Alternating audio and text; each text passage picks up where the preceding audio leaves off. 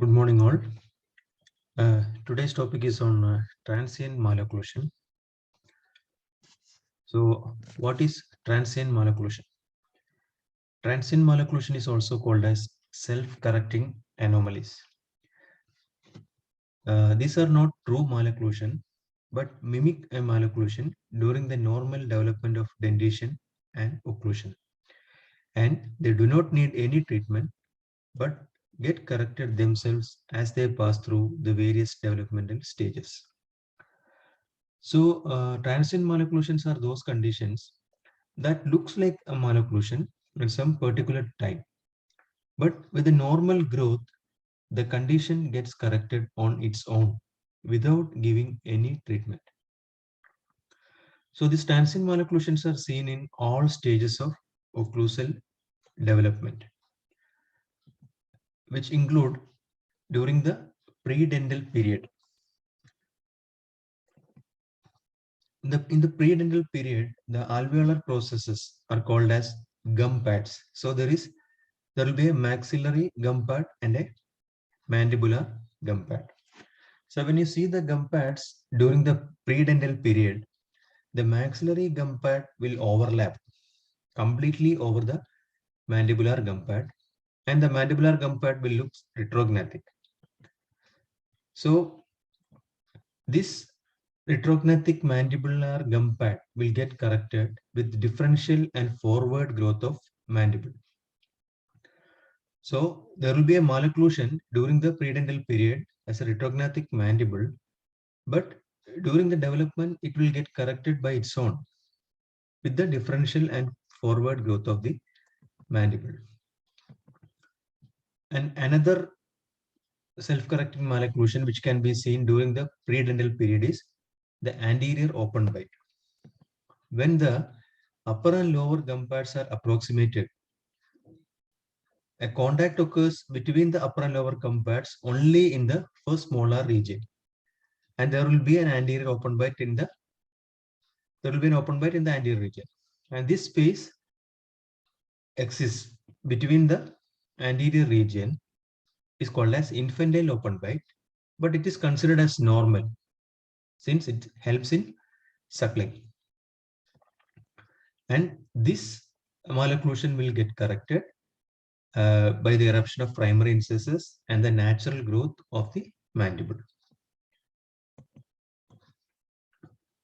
So these are the self-correcting malocclusion which can be seen during the predental period. The retrognathic mandibular gum pad, infantile open bite, complete overlapping of the maxillary gum pad over the mandibular gum pad. And the other self-correcting malocclusion which comes during the deciduous dentition period are the spacing in the deciduous dentition, or it's called as primary spacing. So spacing is usually seen in the deciduous dentition to accommodate larger permanent teeth in the jaws. So there will be spaces which can be seen between the deciduous dentition, but these spaces will help to accommodate the larger permanent teeth when they come into the oral cavity. So these spaces are of two types: physiological space, which is the generalized spacing which can be seen between the teeth during the deciduous dentition period. And another one is primate space, simian space, or anthropoid space. This space is present mesial to maxillary canine and distal to the mandibular canine. So these primate spaces are physiological spaces which are seen mesial to maxillary canine and distal to mandibular canine. So these spaces helps in the placement of canine cusps of the opposing arch. And these physiological spaces or primate spaces are also used for early mesial shift for correcting the molar relation from end-on to class 1. So this picture shows the space dentition. You can see the generalized spacing between the teeth, and you can see the primate space. The primate space is the physiological space which can be seen mesial to the maxillary canine and distal to the mandibular canine. And another self-correcting malocclusion, which is used to be seen in the deciduous dentition, is flush terminal plane or straight terminal plane occlusion.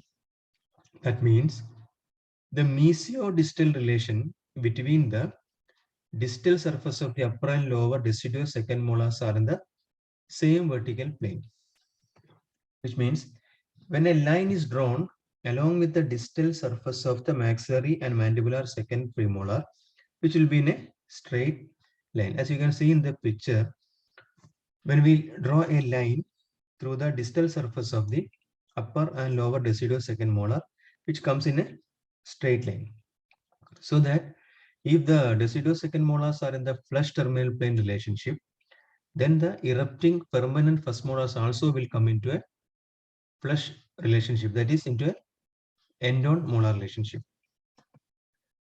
And this end-on molar relationship will get corrected by a step called as early mesial shift. What happens is the eruptive force of the permanent first molar, which will be sufficient to push the deciduous first and second molar forward in the arch to close the primate space and thereby establish a class 1 molar relationship. Since this occurs early in the mixed dentition period, it is called as early shift. So what happens is when the permanent first molar erupts, this permanent first molar will push the deciduous second molar mesially, and this deciduous second molar will move mesially by using the physiological space or the primate space. Thus, the erupting permanent first molar will come into the class 1 molar relation. Another self-correcting malocclusion is deep bite. The deep bite normally is seen in the initial stages of development, and it is accentuated by the fact that deciduous incisors are more upright than their successors. Since because of this more upright position of the incisors, there will be formation of a deep bite. And this deep bite can be corrected by the eruption of the primary molars, attrition of the incisal edges, and by the forward and downward growth of the mandible. As coming to the mixed dentition period, the self-correcting malocclusion which is seen during the mixed dentition period is the ugly duckling stage or the broad bend phenomenon. Excuse me. It's a transient malocclusion which is seen in the maxillary incisor region between 8 to 9 years of age. So it is a midline diastema which is seen at the age of 8 to 9 years. And this particular malocclusion is seen during the eruption of permanent canine. When the permanent canine erupts, which displaces the roots of the lateral incisors mesially. And this displacement of the mesial displacement of the roots of the lateral incisors results in transmitting a force onto the roots of the central incisors, which also will get displaced mesially. As a result of this mesial movement of the roots of the central incisors and lateral incisors, there will be a distal divergence of the crowns of the two incisors, causing a midline spacing. But as the maxillary canine erupts and comes into the oral cavity, this usually get corrected because the pressure is transferred from the roots of the coronal area of the incisors. So you can see in the picture, when the maxillary canine erupts, the crown of the maxillary canine exerts pressure over the root of the lateral incisor. Thereby, the lateral incisor root will tip mesially, and this will exert a pressure over the root of the central incisor. Because of this, the roots of the central and lateral incisors will tip mesially. Thereby, there will be a tipping of the crown of the central and lateral incisors in a distal direction, ultimately leading to the formation of a midline diastema. But as the canine erupts, the crown of the canine exerts pressure over the crown of the lateral and central incisors, leading to the closure of midline diastema.